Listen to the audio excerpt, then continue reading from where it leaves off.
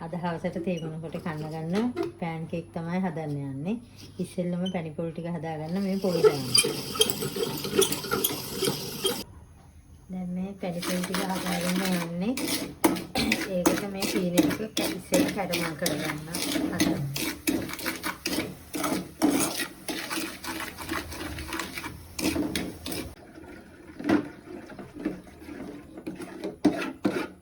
පොල් පැණි ටික හදාගන්න ඒ කැරමල් කරගත්ත සීනි ටික මේ පොල් ටික එකතු කරලා තව ටිකක් හොඳට මද ගින්දරේ තියාගන්න. පිටි ටිකට ලුණු ස්වල්පයක් එකතු කරනවා. කහත් සල්පයක් එකතු කරනවා. බිත්තරයකුත් මේකට එකතු කරනවා. මොකද එතකොට රසත් වැඩි වෙනවා. අපිට මේ පහසුවෙන් ගලව ගන්නත් පුළුවන්. ඊට සල්පේ වගේ එකතු කරලා මේ ටික හොඳට කලවම් කරගන්න ඕන.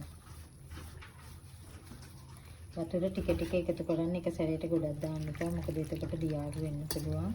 ඒක නිසා ටික ටික එකතු කරලා කැටි නොගැසෙන්න හොඳට මේක අනා ගන්නවා. මෙන්න මේ විදිහට දැන් පිටි මිශ්‍රණය අපි හදාගත්තා. මේක හොඳට අතින් පොඩි කරාම කැට නැති වෙන්න මේ විදිහට හොඳට හදාගන්න පුළුවන්. දැන් අපේ පිටි මිශ්‍රණයත් හරි පැණි පොල් ටිකත් අපි හදාගත්තා. දැන් පෑන් කේක් ටික හදන්න තමයි යන්නේ. පෑන් එකක් තියලා ඒක රත් වෙන්න තියන්න. ඊට පස්සේ පෑන් කේක් ටික හදාගන්න.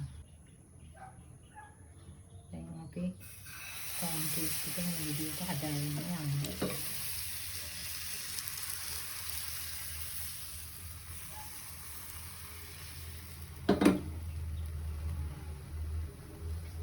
අපි මේ හදාගත්ත රේ රොටියට පොල් පැණි තියලා පෑන් කේක් එක හදාගන්න තමයි මේක හදන්නේ. මේක මේ විදිහට රෝල් කරන්න.